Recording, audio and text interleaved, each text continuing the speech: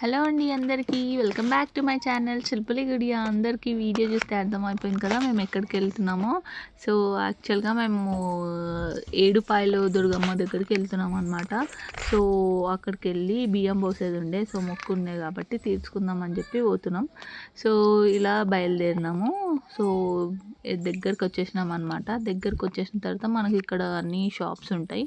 So అక్కడ tents వేసుకొని అక్కడ మేకలు కూడా కోస్తారు కాబట్టి మేక కోసుకొని ఇక్కడ వండుకునే వాళ్ళకు కూడా వాళ్ళు బగోనాలు డేక్షలు అవన్నీ కూడా ఇస్తారనమాట. అండ్ జాతర టైంలో శివరాత్రి టైంలో చాలామంది ఉంటారు.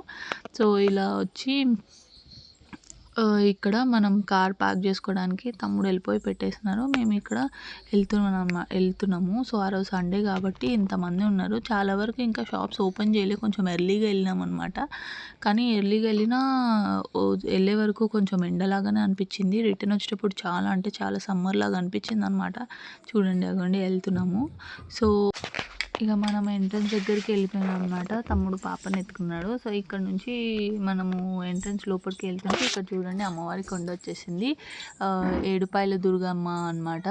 సో ఇక్కడ చిన్న పాపవి మేము ఇంట్లోనే వెంట్రుకలు తీసాం కదా, మా వ్లాగ్ చూసినారు కదా. సో ఆ వెంట్రుకలు కూడా ఇక్కడ వేద్దామని చెప్పి వచ్చాము. కాకపోతే ఇక్కడ కోతులు అది చాలా బాధ. చూడండి బియ్యం ఎత్తుకొని వెళ్ళిపోతాయి. సో అట్లా కూర్చొని దాచుకొని మనం బియ్యం అనేది కలిపి ఇక అమ్మవారికి వడి నింపుదామని చెప్పేసి వెళ్ళి వడి నింపేసి వచ్చినాం అనమాట. అక్కడ వడి నింపిన దగ్గర ఇలా చిన్న పాపకి పెద్ద పాపకి దండలు వేసినారు. కాకపోతే ఏంటంటే అమ్మవారి వేసుకునే దండలు వేసినా కూడా అక్కడ కూడా కొంచెం అంతా కమర్షియల్ అయిపోయింది అనిపించింది. జర ప్రతిదానికి మనీ వేయండి అనండి అనమాట మనం టికెట్ తీసుకున్న తర్వాత కూడా.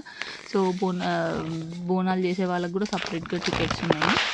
అండ్ ఇక్కడ వచ్చేసి వాటర్ చాలా అంటే చాలా పాకురు ఉండే చూస్తున్నారు కదా. ఆ బండ ఇట్లా కాలు పెడితేనే జారిపోయింది. మా పక్కన ఉన్న ఆమె జారిపోయి పడిపోయింది అనమాట. సో మేము అలా వాటర్లో వేసేసి పైన ఇక్కడ కొండ పుట్ట ఉంటుంది, ప్లస్ అమ్మవారి టెంపుల్ కూడా ఉంటుంది కాబట్టి ఆడ పైకి పోయి అమ్మవారి టెంపుల్ దగ్గర కూడా బియ్యం పోసేది ఉండే అనమాట.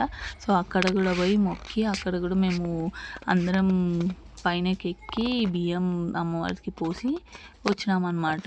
సో అక్కడ పోసేటప్పుడు లోపల వెళ్ళి మొక్కుతున్నాము. సో బియ్యం పోసిన తర్వాత ఫస్ట్ మా పాప ఏం చేసిందంటే నేను అగరబత్తి పెడతాను అని చెప్పేసి ఫస్ట్ అగరబత్తితో అమ్మవారికి ఆరతి ఇచ్చి పక్కన పెట్టేసిన తర్వాత నేనేమో కాలుతుంది కింద బియ్యం ఉన్నాయి చూసి అమ్మ అని అంటే ఆంటీ అంటుంది చేయని ఏం కాదు అని అంటే సరే అని చెప్పేసి ఆమెకి ఏడా తలుగుతుంది లోపలికి వెళ్ళాలన్నమాట, కొంచెం తలుగుతుంది అని చెప్పి తనని పంపించేసి మేము ఇద్దరం కలిసి పోస్తున్నాం అనమాట. ఇలా ఏడుపాయల దుర్గమ్మకి మొక్కు చెల్లించుకున్నాము. సో మళ్ళీ వెళ్ళేది ఉంది కంపల్సరీ, మధ్యలో మళ్ళీ విజిట్ అవుతాము.